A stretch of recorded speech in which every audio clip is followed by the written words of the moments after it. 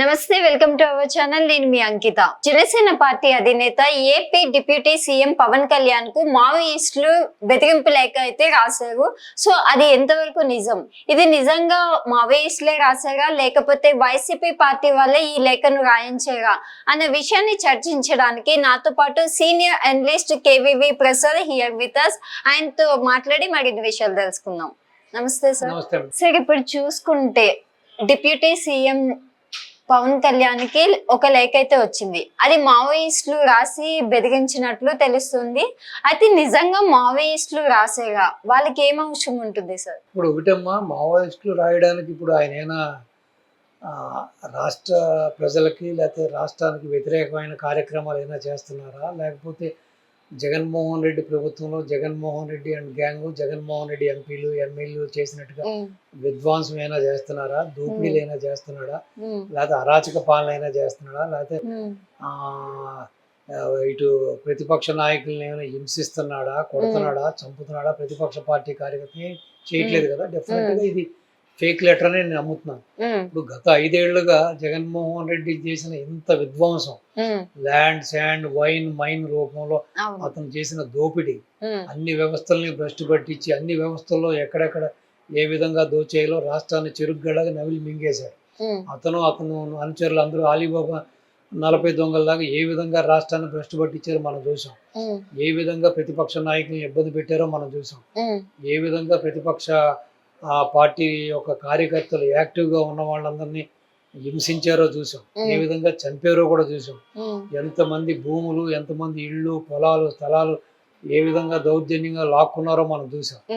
So ఎంత విధ్వంసం చేసిన జగన్మోహన్ రెడ్డి అండ్ గ్యాంగ్కి ఏ రోజున కూడా ఈ ఎటువంటి ఒక వార్నింగ్, ఎటువంటి ఒక లెటర్ రాయని మావోయిస్టులు ఏ సినిమాల్లో 100 కోట్లు రెమ్యునేషన్ తీసుకుంటూ ఏదో ప్రజలకు ఏదో చెయ్యాలి అనే తపనతోటి ఇన్ని అవమానాలు పడి కుటుంబ సభ్యుల్ని తిట్టించుకుని తను తాను తిట్టించుకుని సో ప్రజల కోసం ఎంత కష్టపడుతున్న పవన్ కళ్యాణ్ గారికి లేఖ రాశారు అంటే అది డెఫినెట్ గా నేను దాన్ని నమ్మను. ఎందుకంటే మావోయిస్టులు కూడా వాళ్ళు చాలా విజ్ఞులు, వాళ్ళలో కూడా ఎంతో మంది బాగా చదువుకున్న వాళ్ళు, ఏదో ఒక ఆశయంతో ఏదో గన్నతోటి ఏదో సాధించాలనే విషయంతో వాళ్ళు ఆ విధంగా ఆ బాట పట్టిన వాళ్ళు ఉంటారు కాబట్టి సో వాళ్ళకి జరుగుతున్నది ప్రతిదీ తెలుసు కాబట్టి నాకు తెలిసి ఇది కేవలం ఇది వైసీపీ నాయకుల కుట్రగానే నేను భావిస్తాను.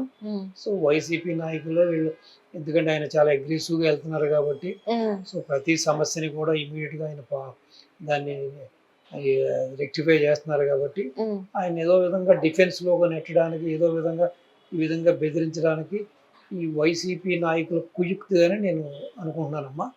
సో డెఫినెట్ గా మావోయిస్టులు చేశారు అన్న దాంట్లో ఇది నిజంగా అతిశయోక్తిగానే ఉంది. సో మావోయిస్టులకు లెటర్ రాసేంత తప్పిదాలు ఆయన ఏమీ చేయలేదు నాకు తెలిసి. అయితే చూసుకుంటే ఇప్పుడు చాలా మంది అయితే అది మావోయిస్టులు రాసింది కాదు, వైసీపీ పార్టీ వాళ్ళే రాయిపించారు అంటున్నారు. అయితే నిజంగానే ఒకవేళ మావోయిస్టులే రాసి ఉంటే అసలు ఏ కారణంతో రాస్తారు అంటారు? అసలు కారణమే లేదు కదా. ఆల్రెడీ చెప్పినట్టుగా నేను ఆయన ఏం చేశారు, ఆయన ఏమైనా ప్రజల్ని హింసిస్తున్నాడా, లేకపోతే ప్రజాధనాన్ని అయినా లూటీ చేస్తున్నాడా, లేకపోతే ప్రజా వ్యతిరేకమైన నిర్ణయాలైనా తీసుకుంటున్నాడా, లేకపోతే ఇటు ప్రతిపక్ష నాయకుల్ని కార్యకర్తలని హింసిస్తున్నాడా, చంపుతున్నాడా, సో లేకపోతే ఆయన ఏదైనా ఆయన స్వప్రయోజనాల కోసం ఏమన్నా రాష్ట్ర ప్రయోజనాలను తాకట్టు పెడుతున్నాడా, లేకపోతే రాష్ట్ర సంపదని, లేకపోతే ఏదైతే ఈ రోజున వైఎస్ జగన్మోహన్ రెడ్డి చేసినట్టుగా దమనకాండ అయినా చేస్తున్నాడా, లేకపోతే ల్యాండ్, శాండ్, వైన్, మైన్ లో ఏమైనా దోపిడీ చేస్తున్నాడా? ఏమీ లేదు కదా. ఇంకా ఎదుగు పైపెచ్చు ఆయన సినిమాల డబ్బులతో ఖర్చు పెట్టి సినిమాల్లో సంపాదించుకున్న డబ్బులతోటే ప్రజలకు మంచి కాస్త కూస్తో మంచి చేస్తున్నాడు. అంతేగాని ఎక్కడ కూడా ప్రజాధనాన్ని ఏమో ఆశించి చేయట్లేదు, ప్రజాధనాన్ని ఆయన ఎక్కడైనా దుర్వినియోగం చేయట్లేదు. అటువంటిప్పుడు మావోయిస్టులు అంత విజ్ఞత లేకుండా, అంత విషయ పరిజ్ఞానం లేకుండా ఈ విధంగా గుడ్డిగా లెటర్ రాశారంటే నేను నమ్మనమ్మా. సో డెఫినెట్ గా దీంట్లో ఏదో కాన్స్పిరసీ ఉంది. అయితే సో ఈ వైసీపీ నాయకులే ఎవరో ఒకళ్ళు చేస్తున్నా ఇది ఒక చీప్ పాలిటిక్స్ అనిగా నేను భావిస్తున్నాను. అంటే వైసీపీ నాయకులే లెటర్ ని రాయిపించి మావోయిస్టుల పైన పెట్టారు అనుకోవచ్చు.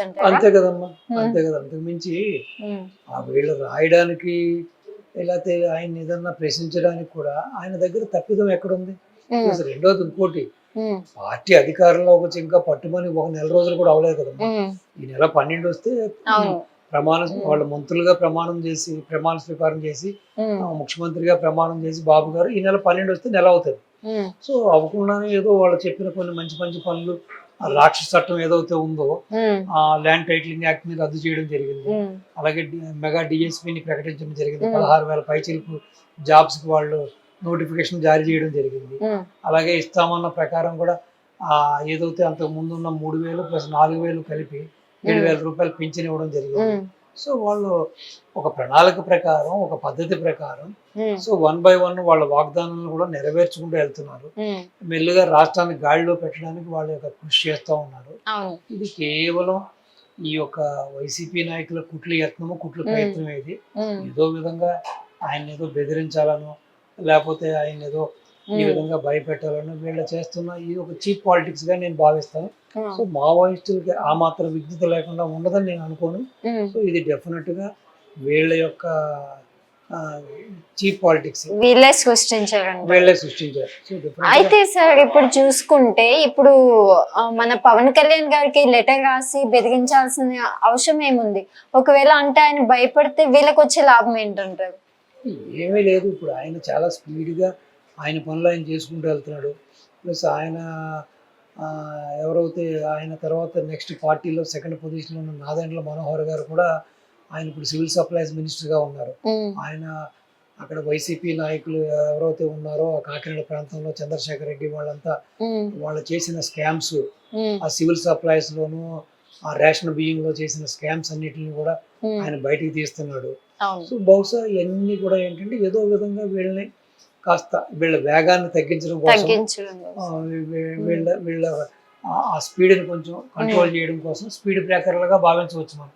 ఓకే. అంతకు మించి దీంట్లో యథార్థం ఉన్నది ఏం కనిపించట్లేదు. ఉమ్, అంత మావోయిస్టులు ఇన్వాల్వ్ అయ్యి లెటర్ రాసే తప్పిదాలు అయితే ఏమీ ప్రస్తుతానికి జరగలేదు. ఉమ్. సో అటువంటి తప్పిదాలు చేసే వ్యక్తిత్వం కూడా పవన్ కళ్యాణ్ గారికి లేదు కాబట్టి అయితే చూసుకుంటే ఇప్పుడు చాలా మంది అయితే అది మావోయిస్టులు రాసింది కాదు, వైసీపీ పార్టీ వాళ్ళే రాయిపించారు అంటున్నారు.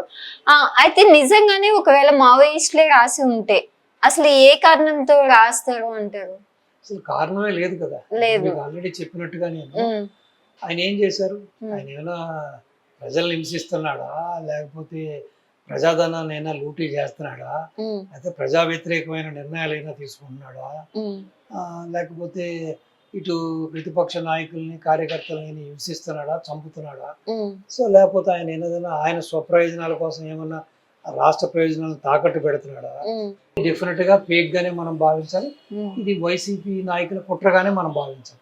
ఓకే. దీంట్లో ఎటువంటి సందేహం లేదు. Okay, right. Thank you so much నమస్తే. సార్.